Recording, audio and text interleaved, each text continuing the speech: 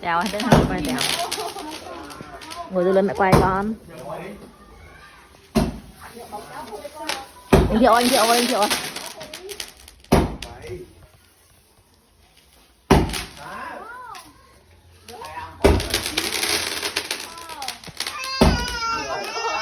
Không sắp đâu không đi vào nhà.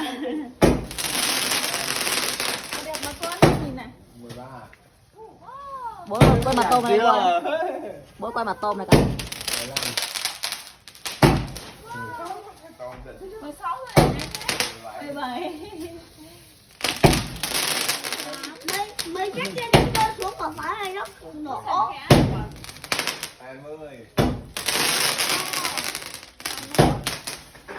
Con này cao thế. Ôi.